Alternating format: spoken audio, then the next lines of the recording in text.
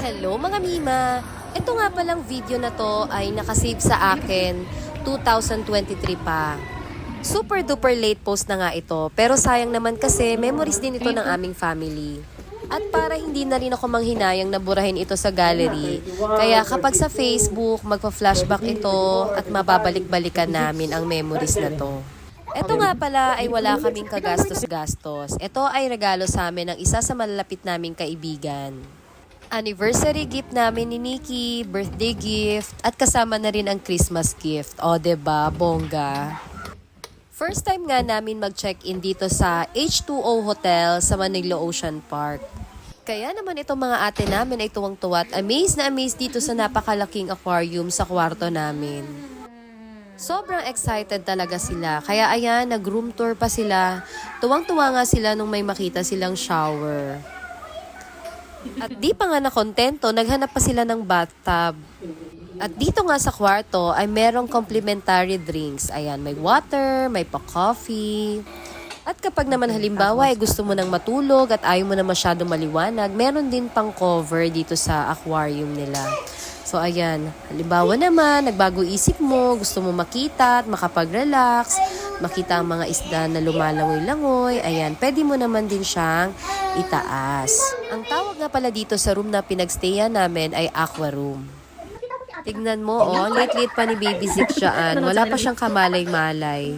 Siguro kung nasa 1 taon na si Zik dito, nako, hindi na siya magkandamayaw na umakyat-akyat dyan sa aquarium na yan. So, ayan, nakaka-relax din siya, no, nakahiga lang kami dito, tapos tintignan lang namin yung mga isdang lumalangoy-langoy. Ayan, very relaxing. Kaya nagpapasalamat talaga kami sa friend namin na nagregalo nito. Ayan, nag-ikot-ikot muna kami dito sa Manila Ocean Park. Ito nga pala yung likod na part ng Manila Ocean Park. So, yan na yung dagat. Video na to. Okay. At syempre, meron din palang kasama itong free breakfast buffet. Malawak din palang dining area nila dito. Nung mga time na yan, iilan pa lang kaming nandyan. Pwede kang mamili kung gusto mo sa indoor or outdoor kumain. Pero kami nung mga time na yan, pinili namin na sa labas kami mag-breakfast. Para naman natatanaw namin yung dagat habang kami nagbe-breakfast. At para din maganda ang view sa picture, 'di ba?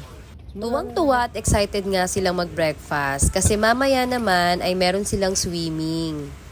Dito rin sa Manila Ocean Park, sa baba ng H2O Hotel. Anyway, ayan o, ayan yung view namin. Ang ganda, 'di ba? At nag-cheers pa nga yung dalawa. Ang sarap mag-coffee dito kapag ganito yung view. At after nga mag-breakfast, ayan, nagpahinga muna at nag-swimming na itong tatlo. At ako naman, nanay mode muna kay Bunso. After nga mag-swimming, bumalik na kami dito sa kwarto. At maya-maya lang ay mag-check out na rin kami. Kaya nga, bago umuwi, in-enjoy muna ng mga ate ang panunood dito sa mga lumalangoy na isda sa big aquarium. Nakakatuwa lang dahil may mga kaibigan kaming napaka-generous at napakabuti ng puso.